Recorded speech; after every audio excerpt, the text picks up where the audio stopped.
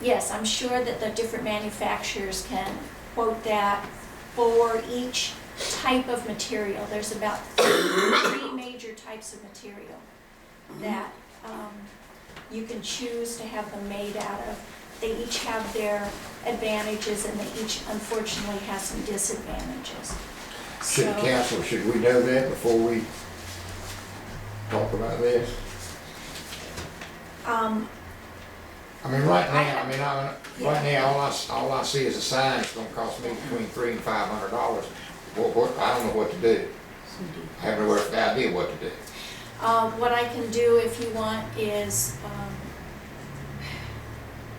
I would probably have to develop this over the next year and bring you, thing is, if I had an idea how many we could develop in a year, that would help me focus my time in creating the sign and the graphics and the design work, rather than me spending a lot of hours developing 10 of them, and really you only want to fund a couple each year.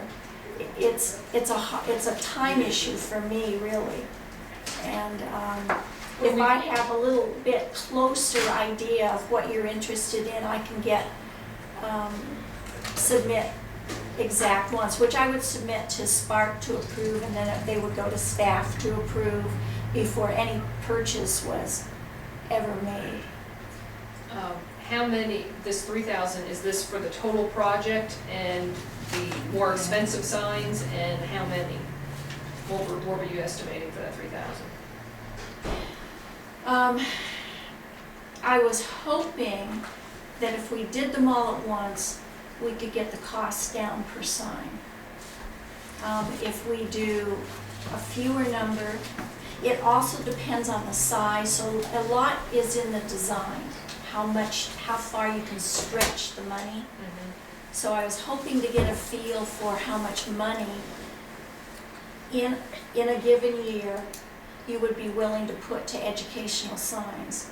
Then I would come up with a proposal later for how to most effectively use that. I know it's backwards, but it takes a lot of time to develop the signs. So this is ongoing, this 3,000 then is not just one time this year to do all the signs. This is to start the program. Or either, it would be either to do all the signs at 3,000, or to break it Split it into, up. split it up into a series Okay, so of 3,000 years. is for the total project. I believe that I can get all the signs, the most important ones done for 3,000. Okay, most important, but you would potentially want additional ones. I guess that's what I'm just trying to get an idea.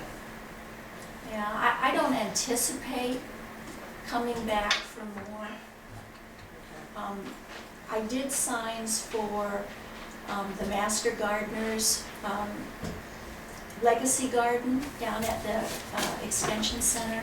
So I have a feel for what they cost and what you can do with them.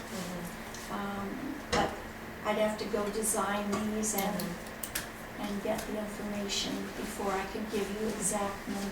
Okay, but you're thinking and hoping that 3,000 would cover it. Okay.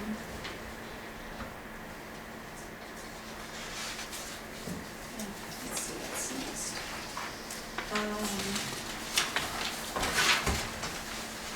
Okay.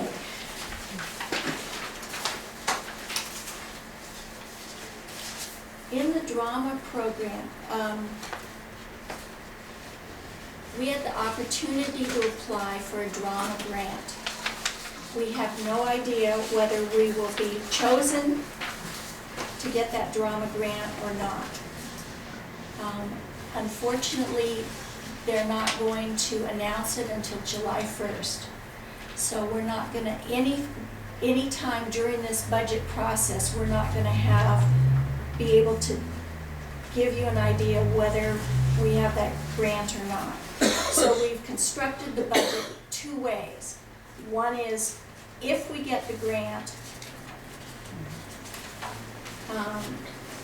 what it would cost, and one, if we do not get the grant. If we The grant is for a children's theater project, and Kate Rankins would head that up. And I want to give them a quick rundown very quick of what the elements would be. This is the part that the grant would fund.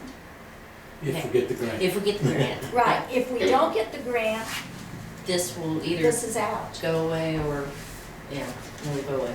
But basically, if we get the grant, what I want to do is a main stage show, which is a full-length show for children, it's usually 2 acts, which would be about an hour, for the children to participate in and to learn how to do not only acting but sets, and it would be put on for the community. And we'd choose something that would be of hopefully interest to all ages and everybody could come and see. Then we would do, in the summer, we would want to do 10 workshops, 5 for younger children, grades 4 through 8, and 5 for high school students. Incorporating that, we want to have internships for high school students that if they want to volunteer their time to help with the younger children's programs, and these are kids who would have some experience, hopefully, in theater from Northern, Northwest, and River Academy, that then they could participate in the oral workshops without having to pay the fee. So it's kind of a trade-off for them, but it also gets them teaching experience. Then aside from the workshops, somewhere around Earth Day, we think, because the park's mission, the mission statement of the park, if you look at it, is talking about the environment, protecting and whatnot. We want to do a 1-act environmental play that hopefully the schools, all of the elementary schools in the area, I've talked to all the principals, and they're all really interested, if we get the opportunity to do it, to bring the kids to see the show. Also, we open to the public, we do a performance for the public. And then the one that I'm really excited about, and I kind of want to talk to the history committee about too, is we want to have a playwright write a 1-act original play about the Bugle Boy of Summerfield that would be appropriate to do at Founder's Day. So it would be its own part of Founder's Day, but it wouldn't, affect what we already do, but it would be an addition.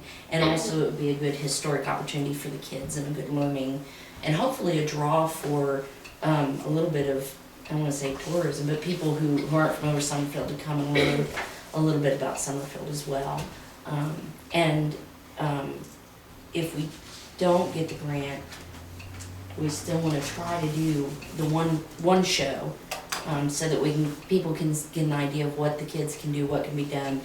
And we also would like to bring in some touring groups that would not be us ourselves putting on, but there are several wonderful touring groups that operate in North Carolina, and one of them is right in Greensboro, and they do, all of the things that they do are based on history or literature, and they have some really wonderful things that are local, and their goal is to produce theater for people who maybe aren't necessarily theater goers, but for the general average person, so that they can come and appreciate and learn to love theater. And we're fortunate enough that I have a good contact there, and I actually talked to them today, and she said, well, we normally charge this, but I want to work with you guys, and I know you guys don't have anything out there, so we'll see what we can do, and I'm hoping that we can get some really good deals on that. If we end up going that way.